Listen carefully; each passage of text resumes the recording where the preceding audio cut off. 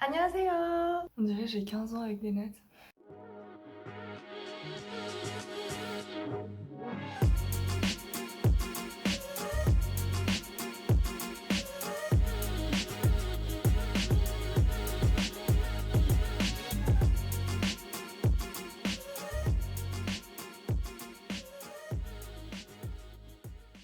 J'espère que vous allez bien. Aujourd'hui on se retrouve dans une nouvelle vidéo. Je vais vous présenter 10 choses que j'aime trop, que je kiffe en Corée. Il faut savoir qu'il y a des choses qu'il n'y a pas en France malheureusement, et quand je reviens à chaque fois d'un voyage en Corée, je me sens en manque, je me sens dépaysée de toutes ces choses qui n'existent pas en France. La première chose, c'est la nourriture. Alors je vais pas vous refaire la vidéo de la semaine dernière, mais quelques éléments en plus qui pourraient être en rapport avec la nourriture.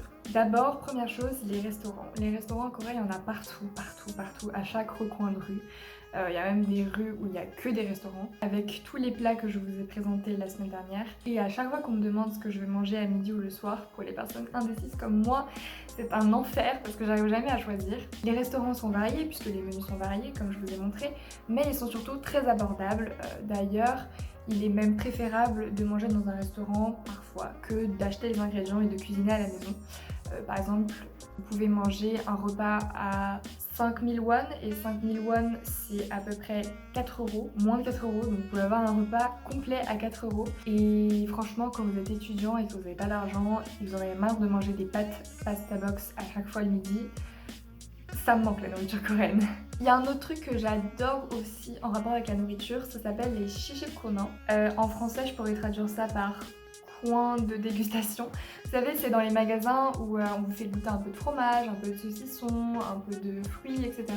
Dans les supermarchés coréens, on vous fait déguster tous les aliments, tous les plats que vous demandez. Donc il y a des stands en fait avec des dames, des ajumma qui vous font goûter et qui vous obligent à goûter en passant. Quand j'étais petite avec mon cousin, je passais tout le temps avec des cure-dents et on piochait dans les aliments, c'était genre trop bien. Un jour avec ma mère, on avait vraiment la flemme de cuisiner, du coup on est allé dans un supermarché et on a dévalisé tous les coins dégustation. Et on a sorti du supermarché, on n'avait plus faim, on avait mangé gratuitement. Un truc qui est bien aussi, c'est que les magasins ferment très tard, pas avant 22 h.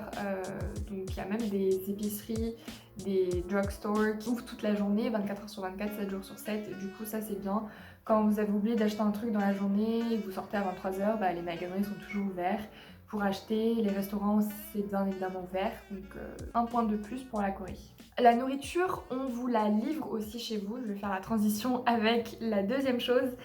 C'est le système de livraison en Corée, donc on vous livre vraiment tout et super rapidement. Par exemple, le matin, vous n'avez pas trop envie de vous cuisiner, vous commandez sur internet et on vous livre directement tous les aliments que vous avez commandés. Avec tout le système de livraison qui est mis en place, c'est vraiment pratique. J'ai même déjà essayé de me faire livrer du jjajangmyeon alors que j'étais en pleine montagne, en randonnée. Je me suis fait livrer des plats en pleine montagne. En fait, les Coréens, ils sont tellement livrés et le système est tellement développé là-bas qu'ils s'appellent eux-mêmes Pedare Minjuk. Donc Pedal ça veut dire livraison et Minjuk ça veut dire peuple. Donc ils se font appeler le peuple de la livraison tellement c'est typique de là-bas. Et le plus en fait c'est que c'est super rapide. Si c'était pas rapide en fait ils pourraient pas supporter. Les Coréens ont tendance à vouloir tout de suite, now, et vite. Vite en coréen on dit pali et les Coréens sont toujours en train de dire pali, vite. Tout ça maintenant. Ça peut être un inconvénient et un point négatif de vouloir tout de suite maintenant, en fait, ça fait perdre la patience. Mais il y a des bonnes choses et des mauvaises choses partout. Une autre chose que je kiffe là-bas, c'est la technologie. Il y a la technologie partout, même dans les endroits les plus dépaysés comme la campagne. Il y a la technologie partout, il y a des écrans partout, dans les métros, même dans des endroits où on devrait même pas trouver la technologie, il y en a en fait. Il y a des gadgets partout, dans les restaurants, au lieu d'un menu, on a des iPads, enfin bref. La Corée est quand même le pays avec la vitesse internet la plus rapide au monde, donc au niveau de la 4G, même la 5G, puisque la Corée utilise déjà la 5G. Petit moment histoire, parce que je suis pas en licence d'histoire pour rien. En 1987, il y a eu une loi cadre sur la promotion de l'informatisation, donc en fait, il y a un plan gouvernemental qui a été mis en place. C'est pour ça que la Corée a dû investir à peu près 5 millions de dollars en efforts de connectivité et je pense que c'est pour ça qu'elle est aussi développée à ce niveau-là. Toutes les démarches administratives qui sont si rapidement et efficacement faites en France, n'est-ce pas? Elles sont toutes faites par internet en Corée, il n'y a pas de problème de machin ferme à telle heure donc j'ai pas pu appeler, tout se fait par internet et c'est si pratique. En plus, ce qui est bien, c'est qu'il y a la wifi partout. Partout, il y a la wifi même dans le métro. Vous prenez le métro, il y a le wifi. Vous allez dans un restaurant, il y a le wifi. Moi, quand je vais dans un café ou un restaurant en Corée, s'il n'y a pas le code wifi, je sors et je vais dans un autre magasin. Même dans la rue, partout, il n'y a pas un coin qui n'est pas desservi de réseau en Corée. Vu que je parle de transport en commun, le métro en Corée, c'est limite mon attraction préférée. C'est tellement propre le métro là-bas, je pourrais même me coucher par terre tellement ça brille. C'est propre, c'est moderne, c'est sécurisé, il y a des caméras partout. Et puis surtout, il y a des toilettes dans les métros. Dans le métro aussi, il y a des stands de snacks, des petits magasins, des petits cafés, la télé aussi dans le métro. Et cette musique qui annonce le métro qui arrive, ça me manque tellement. Il y a une autre chose aussi que j'aime beaucoup, c'est les taxis. En fait, le prix des taxis en général, il est vraiment très abordable. C'est environ 2800 won le prix de base. 2800 won, ça correspond à 2 € environ pour un trajet pas très long, hein, mais quand même. Du coup, le taxi, c'est une super bonne option quand vous avez la flemme de prendre les transports en commun ou c'est une distance trop courte pour être faite avec le métro. Le taxi, c'est une bonne option. En plus, les conducteurs, ils sont super sympas. Un truc qui regroupe tous les transports en commun, c'est la T-Money. C'est la carte pour se déplacer avec tous les transports en commun, que ce soit pour les bus, les taxis, les métros. On peut aussi voyager dans toute la Corée. C'est en fait la Navigo, mais en beaucoup plus pratique je trouve, puisqu'on peut l'utiliser partout. Alors qu'ici il y a des tickets différents selon le métro, le RER, le bus, vous voyez. Le truc qui est bien aussi, c'est que vous pouvez recharger cette carte partout, donc bien évidemment dans les stations de métro, mais aussi dans des petits magasins, on appelle des convenience stores, où vous pouvez recharger votre carte. Et vous pouvez aussi acheter des choses avec. On sort un peu du pays urbain, on va parler de la variété des paysages, quelque chose que j'apprécie énormément aussi. Que ce soit la mer, la montagne, les champs, les agglomérations immenses urbaines ou même les villages complètement dépaysés, il y a vraiment beaucoup de paysages différents magnifiques. La Corée en fait c'est un pays qui est largement couvert de montagnes. Les montagnes sont donc accessibles à tous et ça je trouve que c'est super sympa. Il y a aussi beaucoup de rivières qu'on appelle Kaeguk. C'est des endroits dans la montagne où on peut se baigner sans le problème de la plage avec le sable et tout.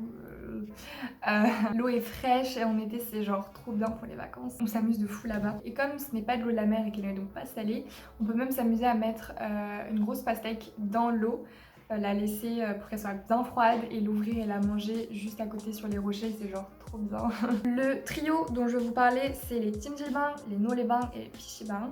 D'abord, le Jjimjilbang, c'est le sauna coréen. En fait, c'est comme à la maison, mais en mieux. On vous donne des produits de première nécessité, donc des serviettes, des brosses à dents, du shampoing. Donc dans les douches, vous pouvez vous laver. Et à côté, il y a des grands bains avec des jacuzzis, des hammams, de l'eau chaude, de l'eau froide. Bref, vous faites votre vie. Moi, j'aime bien alterner entre les bains chauds et les bains froids. Ça fait super du bien encore. Dans les étages au-dessus, vous avez des salles de jeu, des grandes salles avec des fauteuils de massage. Vous pouvez lire, vous détendre, vous amuser avec vos potes, même des salles d'arcade. En général, à côté d'un Jjimjilbang, il y a toujours un Noraebang. Il y a toujours une machine de karaoké dans des salles de jeu ou des salles de fête.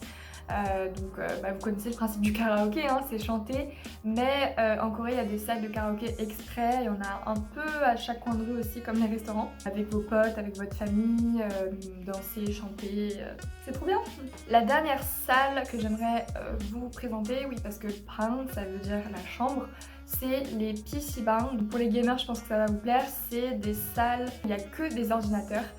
Vous avez des centaines d'ordinateurs, donc vous en choisissez un, vous vous installez et vous jouez aux jeux en ligne que vous voulez. Mais n'oubliez pas que la Corée c'est le pays de la nourriture et de la livraison. Donc juste à côté dans la même salle en fait vous avez un stand où il y a des personnes qui vous préparent à manger. Donc vous commandez via votre ordinateur et il y a une personne qui vous livre tout ce que vous voulez et vous jouez en mangeant. C'est pas trop bien. Il y a une autre chose aussi que j'aime beaucoup en Corée, c'est la familiarité qu'il y a avec les gens. Même les gens inconnus, que vous soyez touriste ou pas d'ailleurs, il y aura toujours ces ajumma. Vous allez tout de suite les reconnaître en fait, c'est des dames âgées de 50 à 60 ans qui ont toutes la même coupe. celles-ci, qui vont vous accueillir avec un grand sourire. Elles vont venir vers vous, vos sourires. Et ce qui est bien aussi en Corée, c'est ce côté familier en fait. Même des gens inconnus dans les restaurants ou ailleurs, on devrait appeler monsieur, madame pour commander. Dans des restaurants de rue avec ces ajumma, vous les appelez par imo ou onni. Je trouve qu'il y a ce côté où on est un peu tous une famille et voilà. Ce seront toujours elles qui vont venir vous complimenter, vous dire oh vous êtes trop jolie, etc. etc. En fait on sent vraiment le côté humain et je trouve que c'est trop mignon.